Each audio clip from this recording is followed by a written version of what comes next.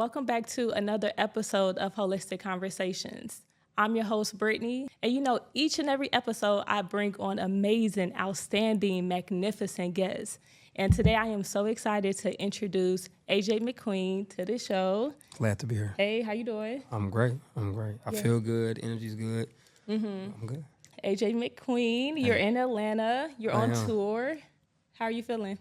I feel good. The tour it's been beautiful. And Atlanta been showing love. I mean, just as soon as we got here, the sun was shining. Yeah. You know what I mean? And the wind was blowing. And so I'm excited. And the show's tomorrow, so Yes. I'm looking forward to it. Okay. And how long you been on tour so far? Since June 2nd. Okay. The first stop was in Houston, so and Houston was it was a movie. So and I mean, really, every city since then has been special for sure. Okay. And as far as Houston, I hear so many great things about it. I have yet to been to visit. Gotta come visit. Have you? That was your first time? Well, no, I live in Houston as well. Okay. You should come through. Houston is I mean, I love it. You know what I mean? I definitely consider it a second home. And I mean, the energy's good. It's very diverse. The economy's good. And the food. You know? I love to eat food. For sure. I'm a foodie. What type of food? What's your favorite? I love Caribbean food. Okay. Yeah, I love Caribbean food. You can't go wrong with that. No, you can't go wrong with that. You know what I mean? But again, I'm a foodie, so I really like to eat anything. But in my home, when I'm cooking, for the most part, it'd be Caribbean food. And if I'm hosting, and then it's what everybody else want to eat. Okay. And where are you from originally? I'm from St. Louis. St. Louis. Okay, yeah. Midwest. I'm You from heard me? Chicago. Okay. So, All right, yeah. Right around the corner from That's each what's other. up. When you experience the winter, Yeah. like that make you appreciate the Houstons, the It very Atlantas, does. and everything. Very so does. That's a So, really... I mean, very much so. And I'm, like I said, I'm excited. I mean, Houston was, it was an amazing kickoff. You know what I mean? Every venue has been packed. It's been special. That's what's up. Yeah. I'm excited for you. I've been really listening to your music, and I'm like, oh my gosh. I think I found the new kind of R&B bringing love back. That's kind of what I get from your music. And you're not just speaking of anything, right? You're speaking of personal things that you have gone through, and you're able to see the growth of AJ McQueen as you listen to the albums from back then to now. So That's beautiful. I'm excited to even see where you're headed and where you're going with this whole taking over, right? It's been special. And I was just saying, I'm in a flow state right now. I honestly feel like I can't miss. Yeah. I feel like anything I touch is gonna turn to gold.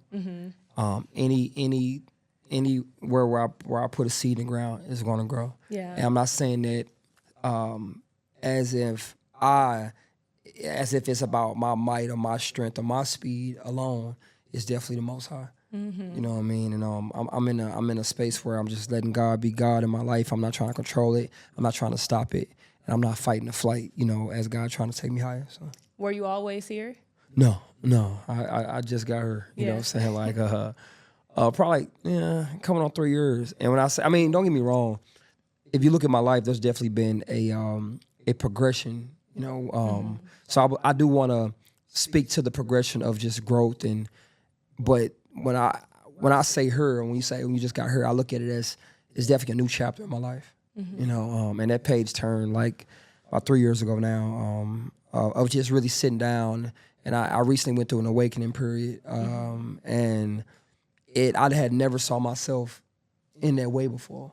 I never looked at myself like that, and it's hard to see it's hard to see the weight that you carry. You know what I mean? 200 pounds look the same. 200 pounds muscle and 200 pound fat it reads the same on the scale. Yeah. So you don't know how you looking at her. You don't know how. You don't know the definition of you. Like somebody else has to read that definition in order, and it has to be somebody that has access to your spirit and your soul. And that's what happened for me. And it caused a big awakening in my life, and I was able to have an out of body experience, honestly, and able to look at myself. I was able to look at myself, and I was like, damn. This is what I give off. This is how I'm giving off. This is how I carry. And I feel like then when that awakening happened, then a lot of close people in my life started to say, yeah, man, I should have told you. I was trying to tell you. And I'm like, damn. But can't nobody see you until you see you. And so I saw me, and I gave that to God, really went to God, and apologize to God, apologize to myself, apologize to those that I feel like I have, I wasn't being my best self for. And I committed to growth and evolution, and now we're here. Yeah, that's beautiful. Thank you. The ability to reflect and look back at your life and to analyze some of the things that you could have done better, and to be on the other side of it is really courageous. And the apology to the people you may have hurt along the way, to say, hey, look, I know I made a mistake and I apologize, even if it's years later.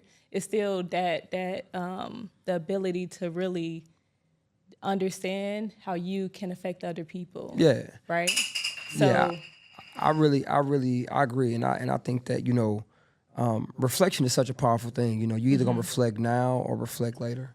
And the later for some is it could be deathbed, it could be hospice, it could be, or it could be after this life. But you're gonna reflect.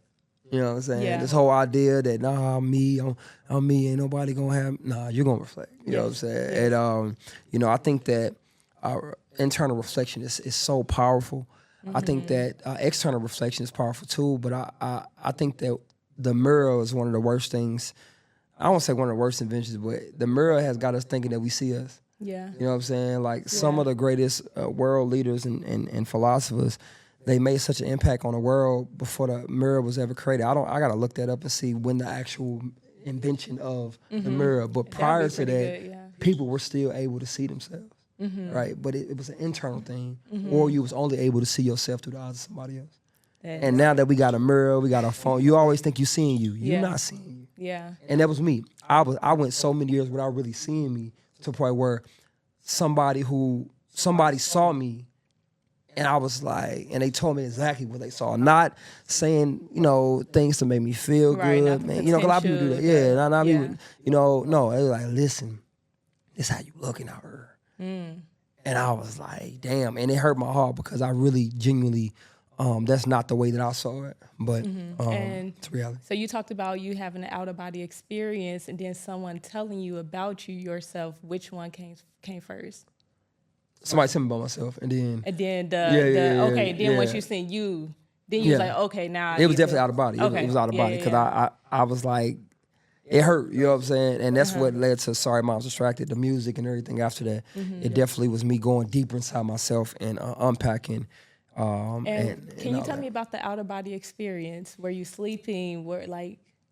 Take me to that moment. It was a collection of moments. You know what I mean? Okay. It's nothing linear. Like it's more so just a collection of moments and days where I'm really sitting down. And when I say out of body, it's not like it's like a dying to yourself, type stuff, and a lot of journaling, a lot of therapy, a lot of stuff that had me really, really looking at myself. So getting out of yourself is it's the ego death. You know what I mean? So I had an ego death for sure. Yeah. For sure. Yeah. When I think about the out of body experience, I remember trying to do it. I played the music to raise my frequency so I can go to sleep and act like, that out of body experience. So when you said that, I was like, wow, did you experience that? But I understand what you're saying just as far as that reflection part. Reflection is out of body. Exactly. A lot of us don't understand, when you go stand in a mirror, that's out of body. That's literally out of body. There's literally a you right there. But I don't think we process it that much to realize that this is a reflective moment. You know what I mean? But when you mix that with vanity, we get the vanity part without the reflective part. So that's what I'm saying. The mirror, an internal mirror. Before the mirror was created, the only time you could see yourself is in the eyes of somebody else or a body of water. Back then, they was not. So they probably was walking around here ugly in the face, you know what I'm saying? And never knew until somebody said it, right? Now we see ourselves, but I think sometimes the vanity stops us from seeing ourselves. Yes. And I really saw myself for the first time in a long time. And I was like, oh, this is, and it has to come from somebody who you gave access to your soul. If you ain't get nobody access to your soul, it won't hit you like that. Right. You know what I mean? So. Okay, look, we already getting real spicy, so we go take it back. And I want to know what, when you think about your childhood, what is the best memory that comes to mind? Best memory that comes to mind when I think about childhood. Best memory. It gotta be a little while ago, probably like a month ago, I had a moment where I was writing my journal and I was thinking about my dad. My dad passed away some years ago. And it was a memory that popped up that I thought was buried. That's how I know that I'm doing the inner work, and I know I'm getting in touch with my inner child, because it's things that's popping up that I thought I would never remember. And I had a vision of my dad and I walking down the sidewalk to an arcade. You know what I mean? Like, I didn't have access to like game consoles and stuff like that, so I used to vicariously live through friends of mine who had Nintendos and Segas, and so we used to go to the arcade. And he used to be like, look, I got 50 cents. You know what I'm saying? And I used to go in there and just go crazy. You know what I'm saying? And that was it. Like, just walk down the sidewalk, go do that, walk back. And I remembered that, like, recently. And I had to be, like, 7. Yeah. You know what I mean? And so that's one of the memories. There's definitely memories with my dad. Those are the ones that's popping up. Them are the ones I hold on to. Right. And the one that pop up for me is we used to always take road trips in the summertime as a family. And I was like, wow, those are some of the best memories, gathering around family, having a good time, being around your cousins. And so now that we know the best memory, what is the worst memory from childhood? Worst memory from childhood. I mean, I got a lot of them, but Whichever ones pop up. Probably being abused is like the worst memory. So, like, Is it physically, mentally, all emotionally? of it, all of it except sexually. You know what I'm saying? But all, mentally, physically, emotionally. Yeah, my mom's boyfriend was a monster. You know what I'm saying? Like, and that's not even me wanting to use him as a platform, but to answer the question. Yes. He's a monster, you know what I mean? I live with a monster. Like, I live with a real life monster. You know what I mean? So how old were you at that time? My mom and my dad separated when I was 3, so, Okay. and she moved on, and, like I say, he was a monster. You know what I mean? Like, I didn't have a childhood, from the physical abuse or mental abuse of, like, we couldn't even go outside. He used to lock. He installed a lock inside the house where you had to have a key to get out. You know what I mean? So I spent a lot of my childhood being literally locked in the house. Right. And then doing normal things as a child, and that turned into abuse. Like not finishing your food, or leaving the TV on, or laughing too much like kids. But it turns into being beat, things like that. You know what I mean? So that's definitely my worst, because it was compound, and it was compiled moments, you hear me, of me going through that. Right. And then seeing my mom go through that. Right. And I remember that was with the children. We can only imagine what was happening. Right. With their mothers. You know what I'm saying? And I remember when I was 12, I had snuck in his room, and I found his guns, and I thought he was gone, because I literally had been planning to kill this man for like 2 months. Like, I had a whole plan. I was like, I bet.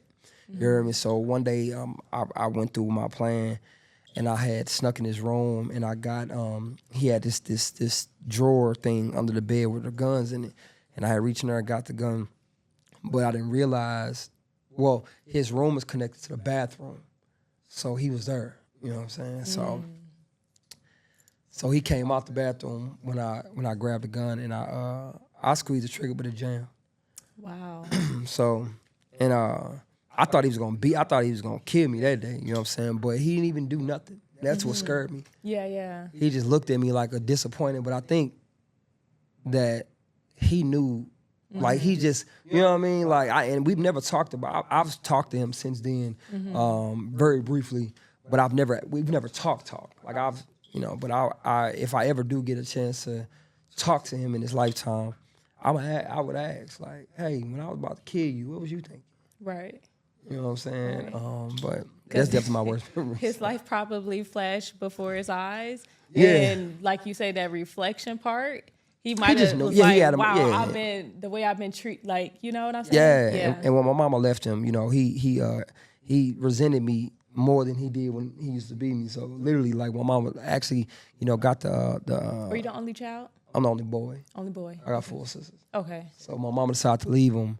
You know, he resented me for. He's always say, yeah, if you wouldn't, so your mama would still be with me. But that's going back to a person that probably has never had a reflective moment.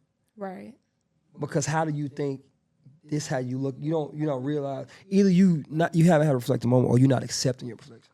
You know what I'm saying? So Yeah.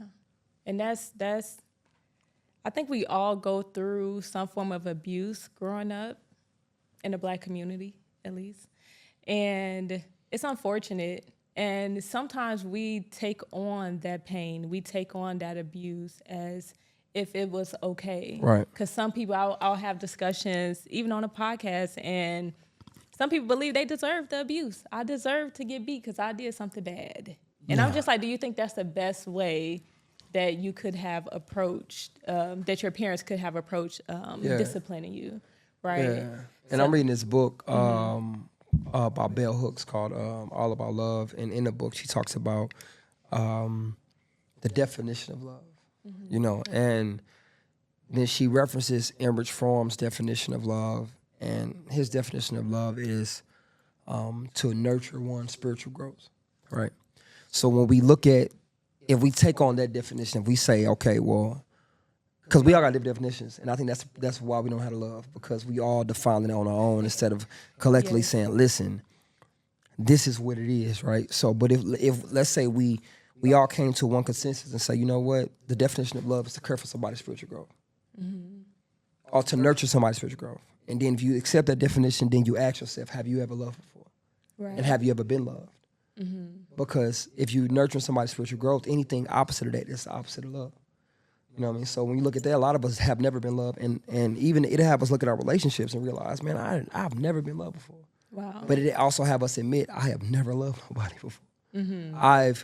I have invested in somebody. I have, you know, in the book it uses the term kathek. Like kathek means to invest into somebody mentally and emotionally. A lot of us think that being invested into mentally and emotionally is love. It's not. Right.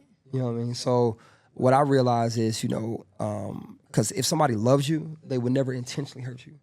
Now the question is the intent part. That's the part that we still try to debate, because just because somebody hurt you, though, does not mean they intended to.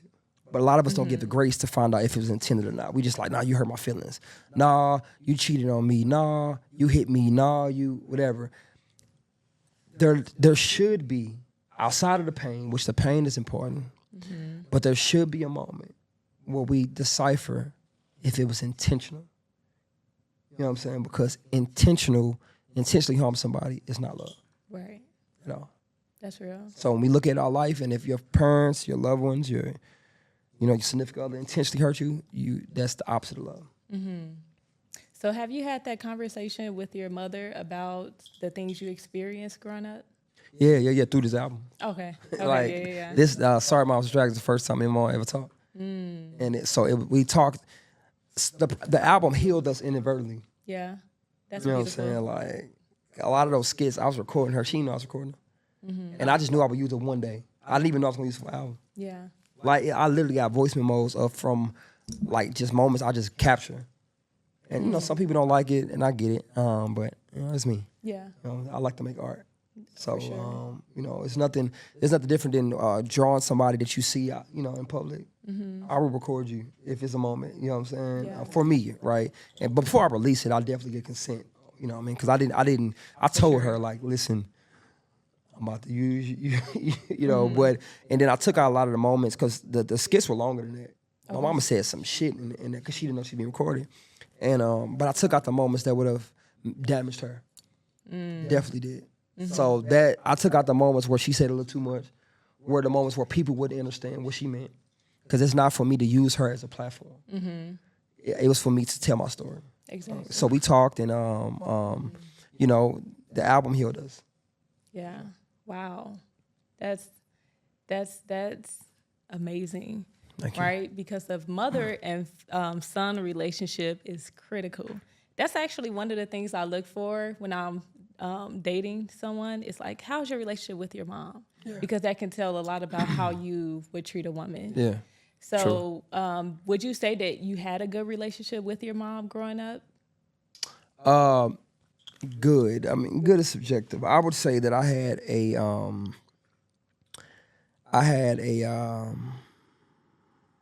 I loved my mom. Okay.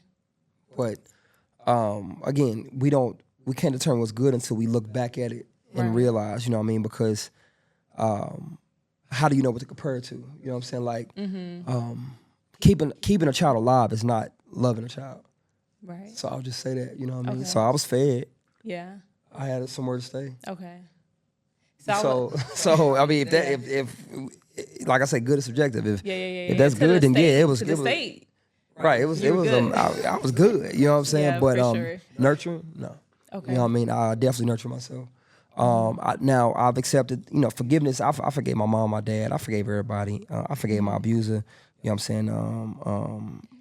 And with that forgiveness is realizing that they did the best they can with what they had. 1,000%. You know what I mean? So my mom in our relationship, she's always been there for me when she could. But again, when you're growing and you're going through therapy and you realizing and you separate the attachment styles or the attachment of all of it, it's not about if it was good or not. It was about, you know, if it nurtured your spiritual growth. Yeah. And no. Got it. And it's hard to say that when you feel like, nah, man, I had this, I had that, I had the brand new Jordans. You know what I'm saying? We had food. My mom used to cook. That's the problem with us, though. It's down here, space level. So. Okay. And as you were talking, a question popped up in my mind because as I'm sorry, we got one pause. Oh, you can open it. You can just open it. Hey, I'm recording. Yep. Okay, so I had this question pop up in my mind as you were talking. We all go through experiences as children that causes pain, anger, sadness. And I want to know, how did you cope with all of what you were feeling when you were a child going through what you were going through? Writing. Okay. I've always been a writer, and I would write on anything. I would write on anything. I'm telling you. And writing, it freed me. I just let my creativity flow. You know, that's what helped me heal and deal and cope rather. You know what I'm saying? With what I was going through. And I can agree because I had a notebook. I always had a notebook and I always wrote. And I would write intentionally because I knew my stepmother would go into my room and look through my stuff. So I wanted her to find my notebook so she can understand me from a perspective of the journal and not more so of my tone or my words. I want you to read what I feel. Yeah. So I can agree with that. Writing is powerful. Yes. Writing is powerful. I encourage everybody to write. Write it down. And again, from being a writer, I didn't even realize the power of it all until recently. Because it's natural to me. I'm literally a writer. People are like, oh, you a rapper? Yeah, I'm a writer. You know what I'm saying? And now, going back to that, I'm able to see how it frees me and it frees everybody else. If you don't write, I highly, and I'll say this loosely, if you don't have a practice of writing, I could probably tell where you're on your healing journey. And I know that's hard to say, you know, because who am I, right? I'm not a licensed therapist. I'm not a doctor. But if you don't write, I can just tell that you know what I mean? Like, because that writing part, it does something to you. And that's why I write everything. I talk reckless in my journal. Somebody find my journal, they be like, oh my God. People talking about, man, I hate somebody find my phone and go through my hidden page. No, you go through my journal. Oh my God. I done said everything to everybody. One page, I am at war with the world. The other page, I love everybody. Right. No. That's the duality of being good. human, though, and that's the higher conscious and lower conscious battling. You know, we all have that duality of us. You know what I'm saying? And we gotta write it. God wrote it. That's why you got a Bible and a Quran and all other things. God wrote it, and the Bible is nothing more than God's higher conscious and his lower conscious. That's why it's a God and the devil. There's no such thing as the devil. The devil is just God's lower conscious. Yeah. That's a whole nother conversation, but, you know. Look, I'm reading this book called The Four Agreements. Have you read that? I have it on my shelf, on my to-do list. Okay.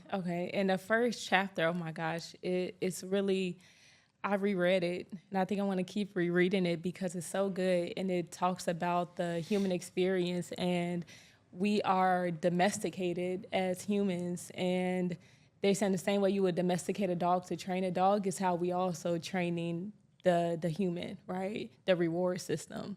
It's like you do good, you get this, and you do bad, you get that. And then that's how we create a culture of people pleasers, because we have to do what makes you feel good so we can get what we want from you. And then internally, now we're not good enough because I can't just be me to please you. I have to do what you want me to do. Indeed. And I'm like, wow, that is so profound. Yeah, and I think what's powerful about that is I've been studying this concept of human design, right? Human design is literally your internal ecosystem, your spiritual path. Like, everybody has their own human design.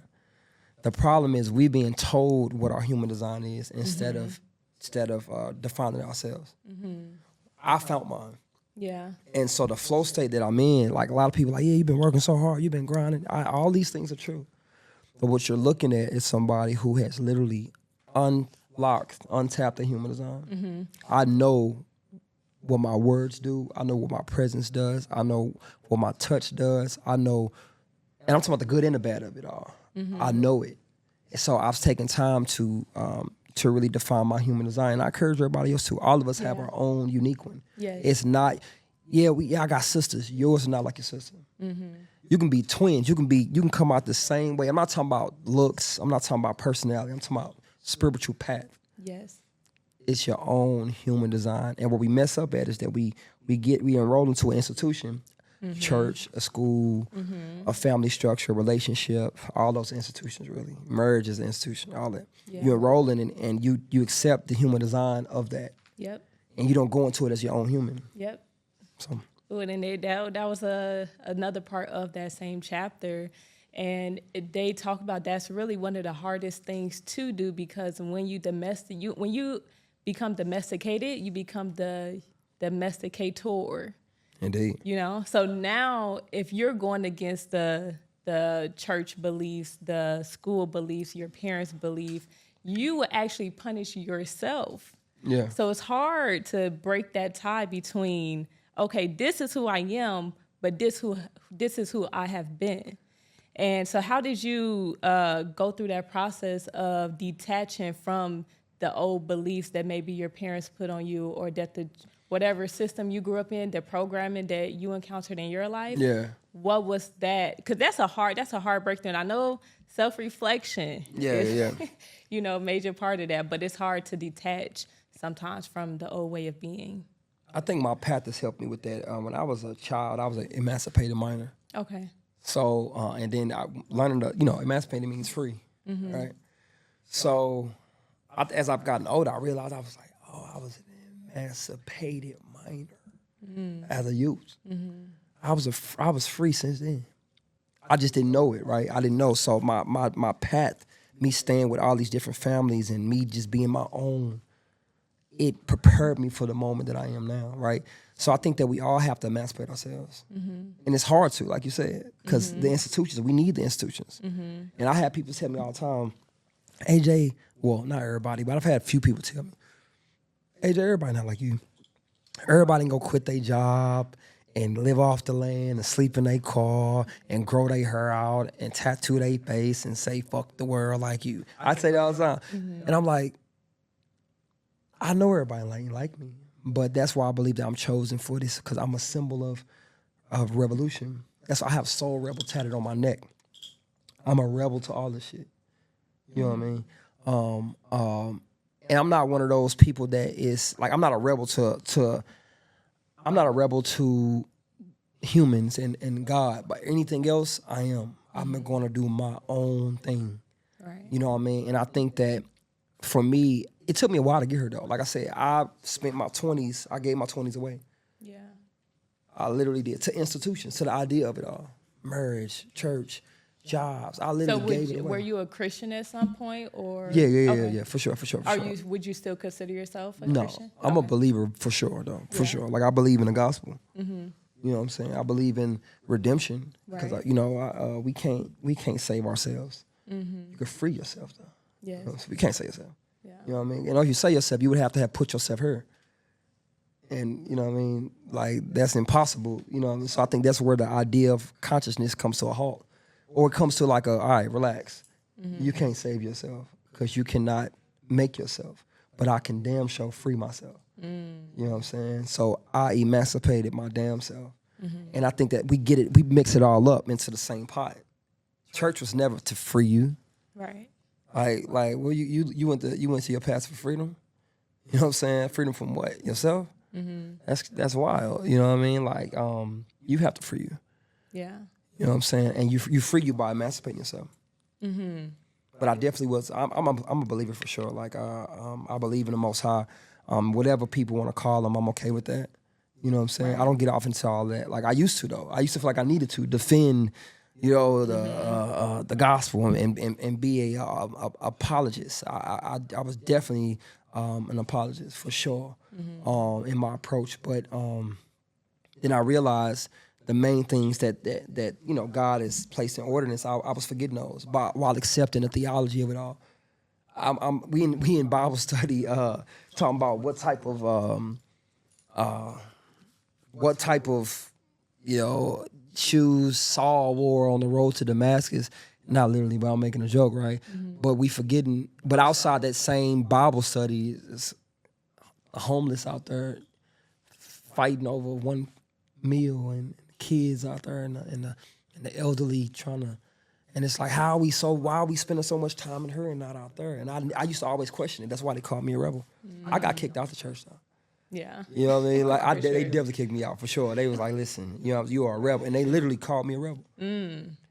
And it was for me having my own mind. Because you're going against the system. And my consciousness, like I always been conscious. You can go all the way back to my old music, and even my old poetry. You know what I'm saying? Like I used to always talk about like consciousness. Mm-hmm. Now it's a trendy thing, right? But I honestly believe that I'm definitely a partner. I'm definitely one of the ones that they stoned for this shit, and I'm still here though. You are. You know what I mean? And my team will tell you I'm like this offline. I care about community, my people. I care about. I'm a builder in real life, and now the world's seeing it, but it's not for the world to see. Right. You know what I'm saying? The good book says no good tree can produce bad fruit, no bad tree can produce good fruit. So I know my tree. Okay. And as I've gotten deeper into, that's why I love plants so much. Plants have taught me more than people. For sure. I love plants. Yeah. I have a lot of plants in my crib. Okay. I can't wait to go back home to my plants. No, that's exciting. For sure. That's good. A lot of people love plants. I love plants. I think they bring a good peace, zenful. You get to nurture this thing and see the growth of it. So yes, that's true. That's one part. But then the other part is if we actually study them. Mm-hmm. Oh my God. Yeah. When we study, I just came across a new concept of a plant growing in two ways. Mm-hmm. The plant doesn't just grow up; it grows. There's a gravitational growth that happens. Mm-hmm. A plant is being pulled, right? We marvel at this part, but it's really the other part we should marvel at. Mm. The roots. Exactly. It's like, how we forget the roots? We like, oh, this plant's beautiful. It's really the roots, the gravitational pull. Do you know a plant is fighting gravity the whole time? It's growing in both ways. If this is growing, the roots are growing. Wow. And then if we look at ourselves like plants, you'll be like, oh, shit.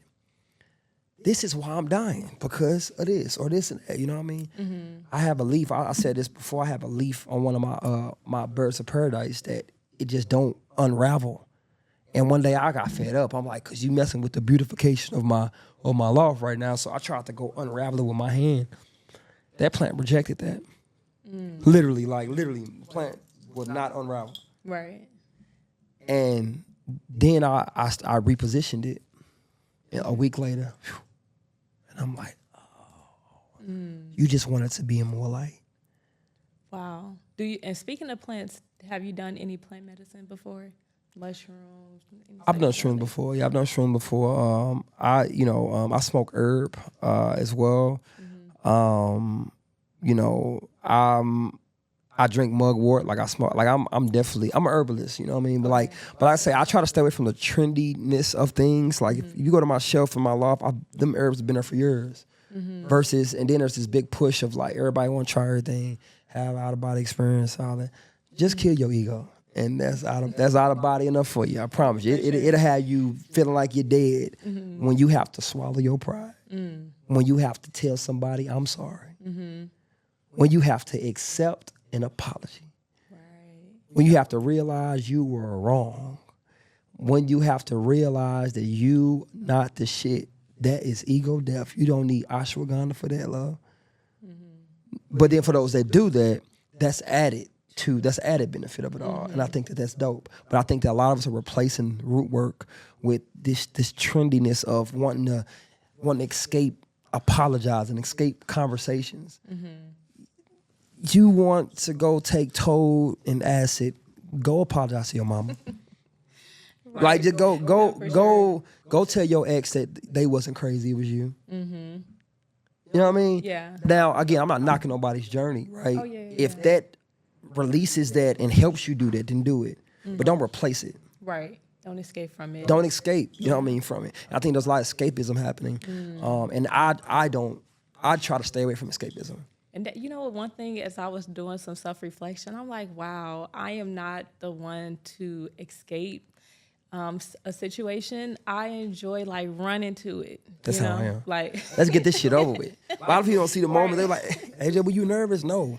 You know why I was nervous? Because before they opened the doors, I was like, ah! And then I just ran out there. Like, I definitely do what I do for myself. I don't get nervous, but I am one of those people that's like, let's get this shit over with. I was like that when I was young, when I used to fight. Yeah. Like, what's wrong with him? I'm ready. Like, we ain't got to talk. We ain't got to prep. If we dying, let's die. That may be a little extreme. But, you know what I'm saying? Let's do it. Like, because it's going to happen anyways. Yeah. You know what I mean? And I'll take that same approach with music. Do you and also get over things fast?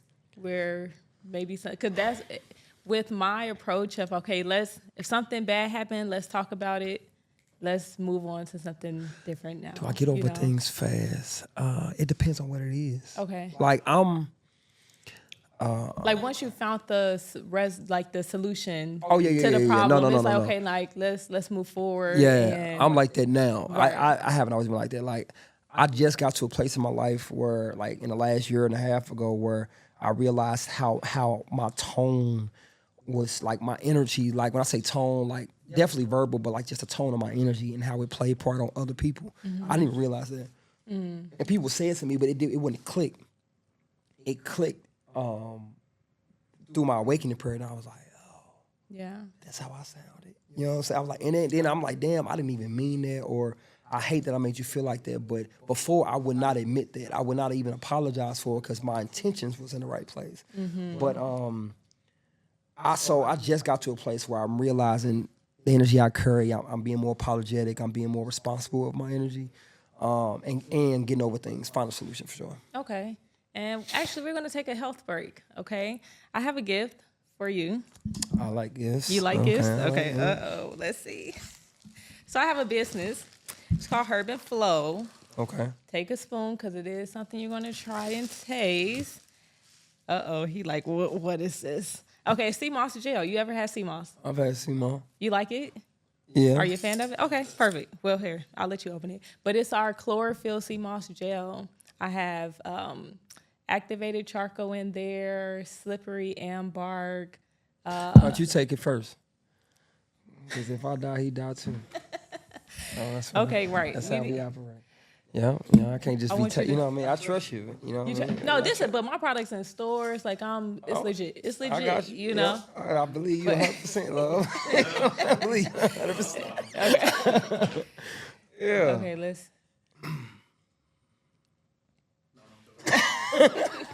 So yeah, if he cool with it, I'm cool with it. Okay, what was your feedback? What would you say?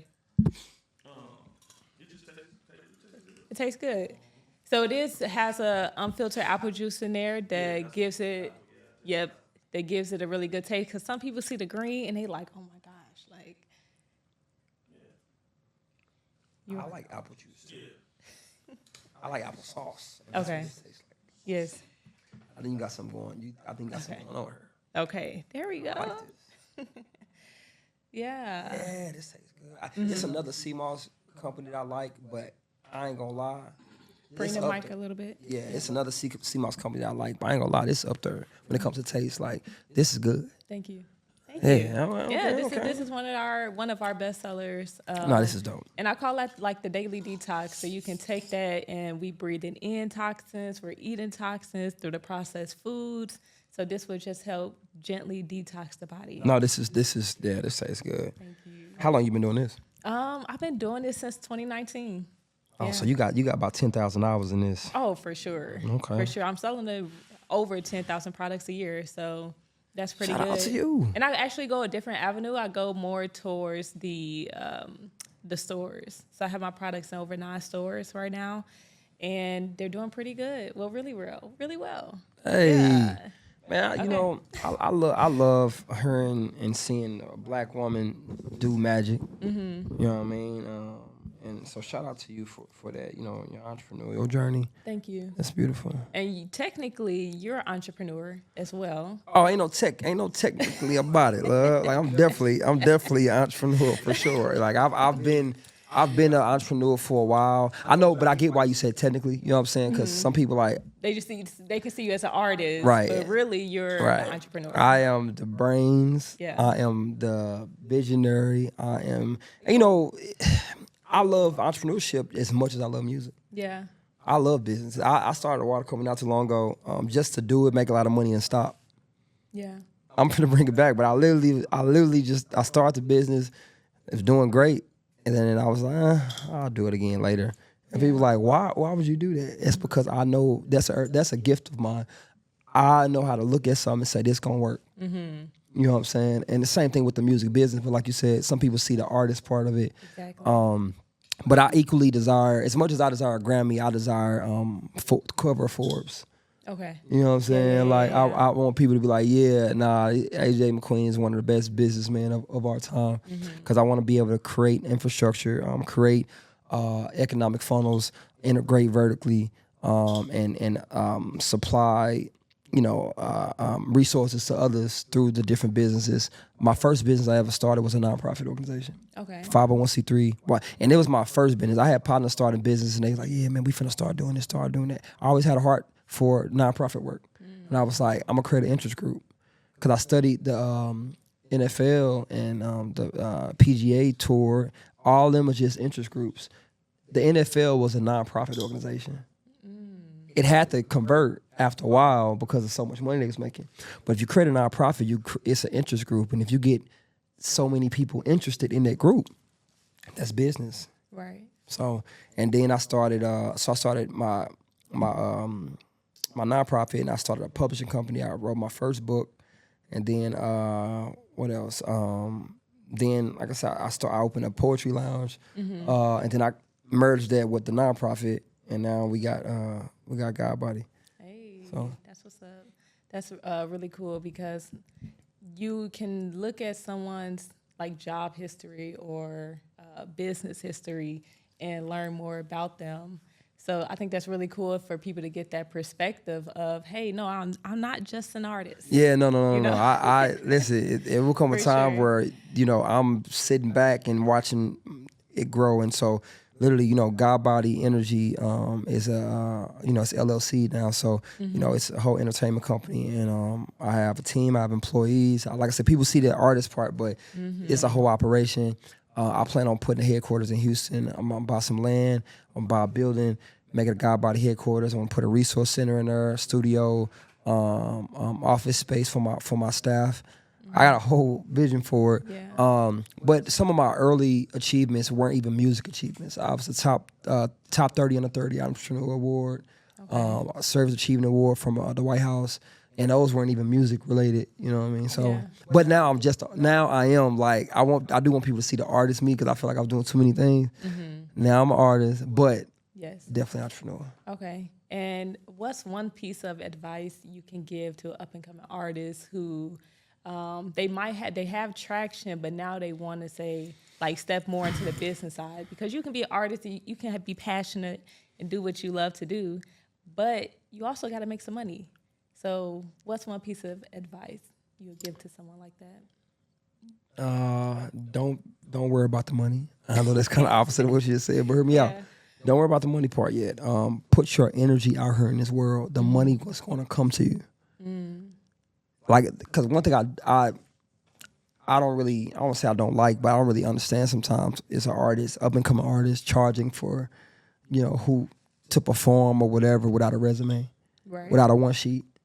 You know what I'm saying? Like, what does your one sheet say? What have you done? Why should I pay you $1,000? You know what I mean? And we attach our needs and our, I got bills. That and art are two separate things. You know what I'm saying? They merge eventually, but I would say focus on building your brand, and then leverage your brand. God Body is a brand. AJ McQueen is a brand. You know what I mean? Yeah. So there is benefit for having me involved in something. Anything that I get on, I'm going to leverage it. Because I don't do things that I don't like. You know what I mean? So and then I leverage it. Yeah. So. Well, I must say, I'm so grateful that you decided to come on a podcast because I'm glad to be here. I was like, I don't know if this is going to happen. I ain't gonna lie, we had a lot of on this tour. We've had a lot of people reach out, just from different states, cities.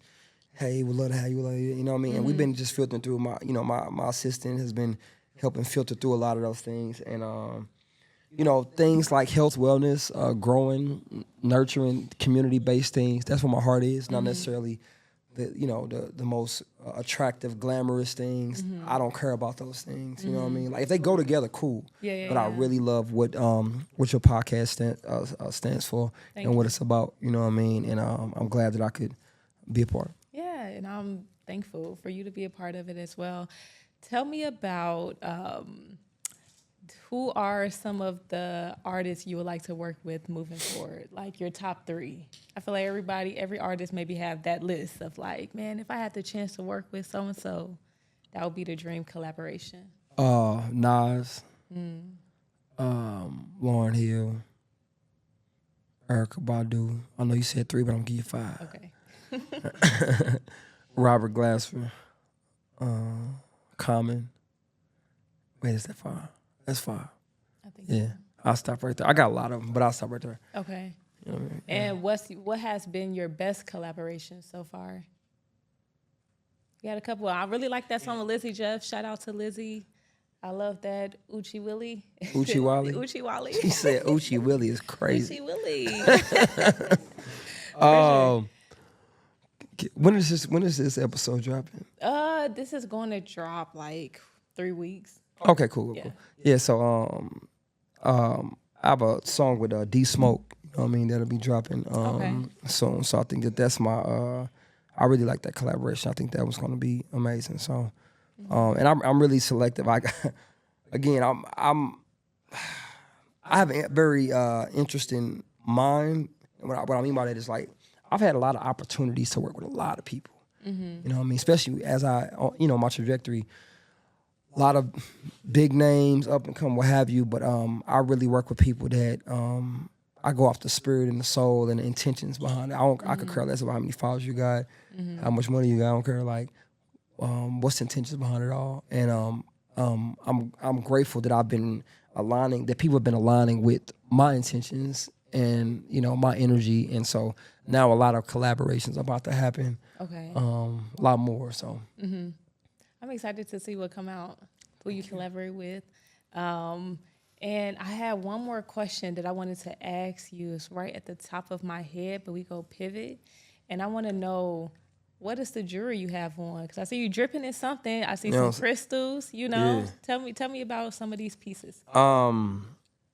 African jewelry. I love I love art. Like all this is art to me. So it's like, I love art, and this is African art. You know what I mean?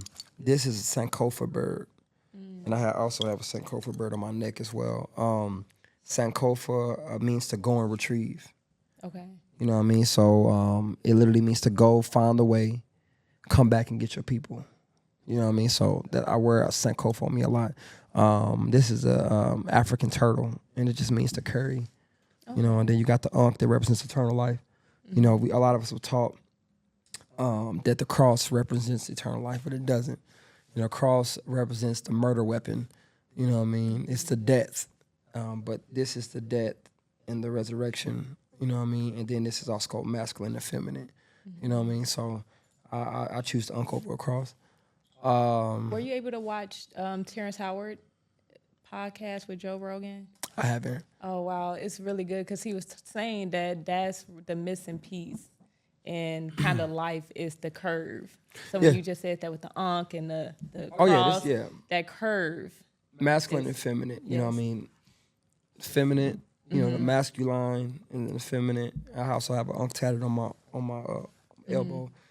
But I wear that, and then I have a tribal mask, you know, and I just wear things that resemble me, my people, and just tells a story. You know what I mean? I'm not, like, as an artist, I used to feel like pressured back then to wear, you know, like jewelry of other, you know how you artists, like, let me go get an iced out cross, let me go ice out. And when I thought about doing it, I always push back from it in my mind. Like, I look at it and I'm like, no, I don't want that. I just always been different. And I love that my energy's resonating all over the world, because I have people always ask me, where can I get this? Where can I find it? And there's people that hunt it down. They tag me like, you inspired this, you inspired that. And if I can inspire our people to get back to and embrace our roots, our royalty, our royal roots, not slavery roots, right? Because that's what this is royal roots, you know what I mean? Embrace our nationality, embrace our tribal roots. I believe I'm doing my job. Do you believe in like astrology, numerology, things like that? Numerology, yeah. I'm not. I mean, I dibble dabble in astrology. You know what I'm saying? I'm not a fan of waking up in the morning and getting a message from an app saying, yeah, you're gonna bump into whatever. But I do believe that the Most High, because God is smarter than us. So who am I to say that He's not in all things? You know what I'm saying? That God is not in all things. So I do believe that God is in everything. What's your sign? I'll give you 3 guesses. Okay, you're I wouldn't say you're a Gemini. I don't know. I would either go Libra, Sagittarius, or Virgo. Why people never guess my sign? It never happens. I always do it to people. I'm like, give you 3 guesses, right? Yeah. I'm a Leo. Leo. Okay. I know, and it's but the thing is, I don't know what that means, because people never. When I tell you never, like, they never guess it, and I don't know if that's a good thing or a bad thing, right? A lot of people say they never guess it because my energy is like, you know what I mean? Like, I don't come in here like I'm not loud and flashy, but I think that my Leo energy comes out when I'm operating in my purpose. You gonna see it on stage. Oh my God, you know what I mean? Like, I'm made for this moment, right? But outside of that, I don't want to be the loudest thing. I don't want to be the brightest thing. But I honestly feel like it's gonna happen naturally, right? Like, I can walk in the room, be at the back, and I always get called forward.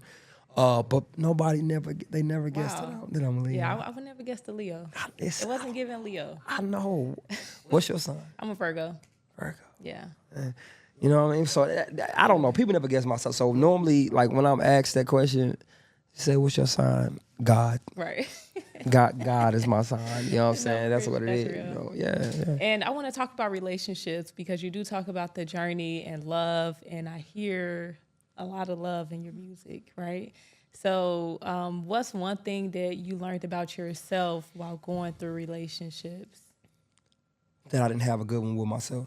You know what I'm saying? I did not have a good relationship with myself. You know what I mean? Like I didn't love me enough to love somebody else. And it's hard to admit because we all want that, you know what I'm saying? And one thing that I've learned as a man and I've accepted, and I'm gonna say this, I came across it was something I came across and I started meditating on it, but you know, men have the capacity, how can I say this? Men love more intentionally than women.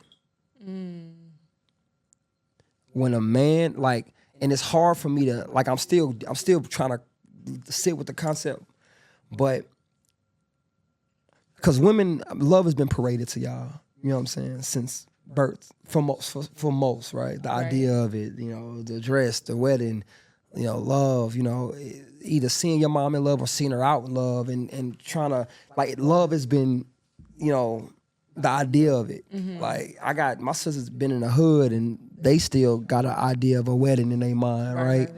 Us men, that's not the case. So when we do get to that place, when we do arrive at love, for most, not all, because some dudes just play with the idea of it, but when we do get there, it's such an intentional thing. Like, I'm not talking about like or dating, I'm talking about love, like real love. When a man really gets there, it's so intentional because it's not paraded to us. So for me to get there, that's why love has taught me so much about myself. Right. Love and lovelessness, honestly, like, you know, the lack of love taught me a lot too, right? For sure.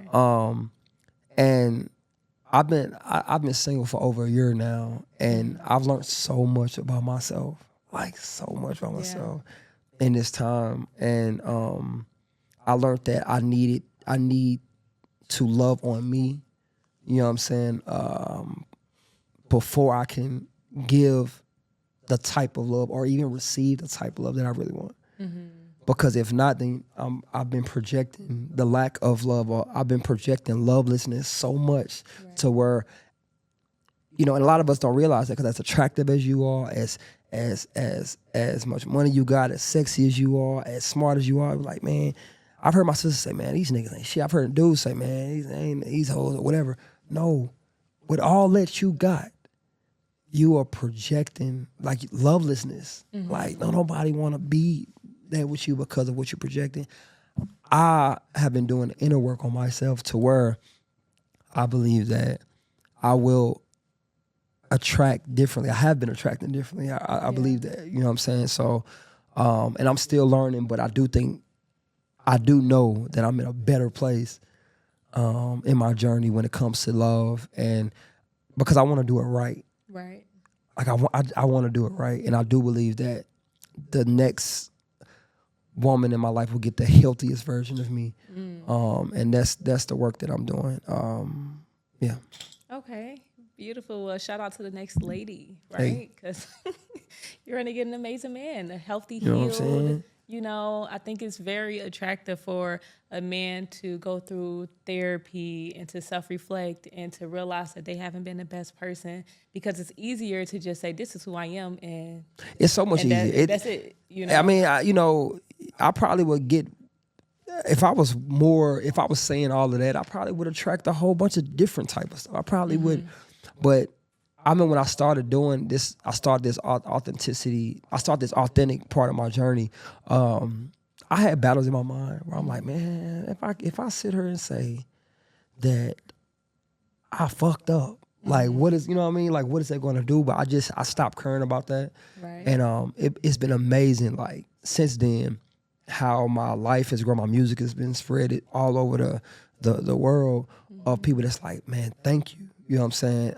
And even women have been coming saying, listen, black man, that's attractive. I'm like, really? Because I thought I was running y'all off by saying, hey, You know, a little damaged goods over here, you know what I'm saying? But it's not damaged goods. You know, when I sat with it and started doing the work, it's honesty, because all of us have done this thing wrong before.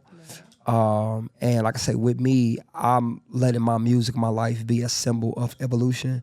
And the right woman will see that and, you know, affirm that, you know what I'm saying, honor that and compliment that for sure. All right, there you have it, ladies and gentlemen. AJ McQueen, thank you all for tuning in to Wholistic Conversations. Before we get out of here, I ask every guest one last question. What's one piece of advice you'd like to share to the world? I'd like to share this advice to the world. One, you are beautiful. So let's throw that out there first of all. That's advice wise. You beautiful. So I want to say it earlier in the interview, but I want to let you get your flow on. But that's one. Two, be you. Like honor your soul. You know what I'm saying? Like, unfortunately, we live in a patriarchal society that is postured to prevent us from being exactly who we made to be. And we have to detach from that, you know what I'm saying, in order to, because that's the matrix to me. You know what I mean? And so we have to get out of the matrix. And when we get out the matrix, I think that's when we start growing. So we are in this society, but we don't have to be of the society. You know what I mean? Be exactly who you are. Honor yourself by doing and saying exactly what's on your heart, and let God filter it. And then I think that's where growth starts. All righty. High fives, good energy, positive vibes. For sure. Thank you all once again for tuning in to Wholistic Conversations. I'm your host, Brittany. And make sure you let us know some of the takeaways from this interview. What did you, what resonated with you most? Leave it in the comments, and I will see you all again. Peace out. Peace.